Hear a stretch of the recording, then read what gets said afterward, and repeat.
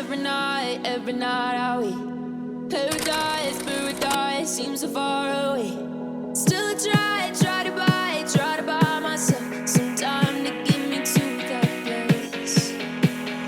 All I want is you. Staying up till we want to. আসসালামু আলাইকুম সানপ্রো ভাইরা প্রবাসী ভাইরা আবার আপনাদের সামনে নতুন একটা ভিডিও নিয়ে চলে আসলাম। আজকে মূলত ভিডিওটি হলো একটি বিয়ে বাড়িতে আমি একটা প্রথমে 4 দিই, তারপরে আরেকটা কারেন্টের বোর্ড দিই, তারপরে একটা মিক্সচার দিই, আবার আরেকটা মিক্সচার দিই, তারপরে আরেকটা ডেল্টা দিই, আবার একটা কারেন্টের তার দিই, বোর্ড দিই। আসলে এই সমস্যাগুলো হওয়ার কারণ একটাই, যে অপারেটর যদি ভালো করে প্রশিক্ষিত বা ভালো করে না বুঝে বা না জানে, সেই ক্ষেত্রে কিন্তু অনেক ধরনের সাউন্ড সিস্টেমের ভোগান্তি হয় সাউন্ড সিস্টেম মালিকদের। সেই ভোগান্তিটা হয়েছে আমার। আমি তাকে বারবার বোঝাই দেওয়ার ক্ষেত্রেও সে বুঝতে পারেনি।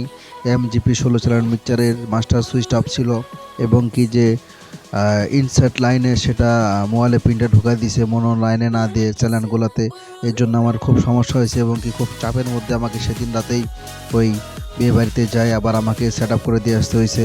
আসলে কাজের ছেলে যদি মনের মতো না হয়, সে অবশ্যই আমরা জানি যে আমাদের সাউন্ড সিস্টেম অপারেটর বা সাউন্ড সিস্টেম ছেলেরা যদি পাকাপোক্ত না হয়, সেক্ষেত্রে আমাদের সাউন্ড চালাতে অনেক ধরনের কষ্ট ফেস করতে হয়, অনেক ধরনের সমস্যা ফেস করতে হয়।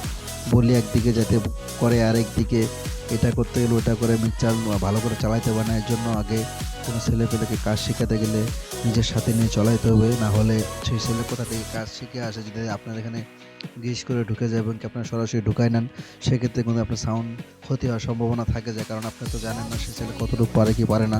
কারণ যে কোনো অপারেটর যদি এক জায়গা থেকে আরেক জায়গায় যায়, অনেক ধরনের ঢপ্পা মারে, যে মনে হয় যে সাউন্ড।